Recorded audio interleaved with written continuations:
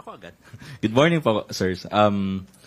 Over the weekend, sa isang interview po, no, sinabi ni Prosecutor Bel Zamora na dapat dumalo si VP Sara Duterte sa impeachment trial tulad po ng ginawa noon ni Chief Justice Renato Corona.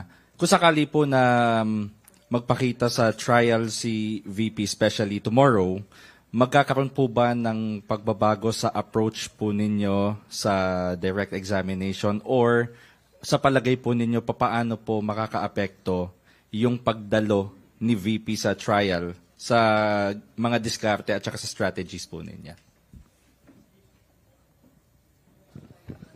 Well, sa tingin ko, hindi naman makakaapekto yon dahil as we always say and always state that the prosecution panel, the prosecution team is prepared to do their direct examination sa mga witnesses at mga ebidensyang inilatag natin.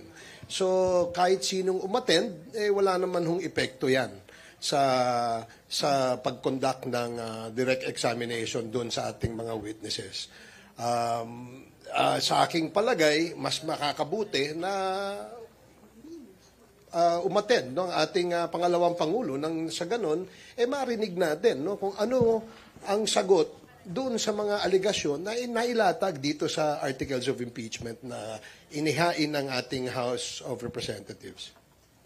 Ako idadagdag ko lang, it's not so much on the presentation of the case of the prosecution. It's her owning to her narrative that she is not guilty of all these charges. And the people deserve to know from her the truth. At the very least, denying all these allegations. So hindi doon sa prosecution or mayroon bang epekto sa prosecution, ito yung matagal ng panawagan ng taong bayan na pumunta siya kasi this is her trial at marinig sa kanya from her kung ano yung mga kasagutan nila dito sa kaso na pinipresenta against her ng prosecution.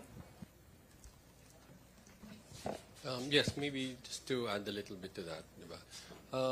Again, regardless of who will be there, the respondent or anyone else, the strategy of the prosecution remains the same, that we will present evidence in a proper and efficient and effective manner. Now, if it will have any effect in the presence of the Vice President, if at all, maybe ito yung not on the strategy of the prosecution in presenting any of our witnesses. But at the very least, this will show that she's finally heeding the call of the people, asking her to show respect to the constitutional process and to the impeachment court by facing these charges in person and letting the people hear how she will answer these serious allegations. So sa Makatwid po, safe to say, walang magiging intimidation. Hindi kayo may intimidate kahit na may presence, kahit na dumalo po si VP?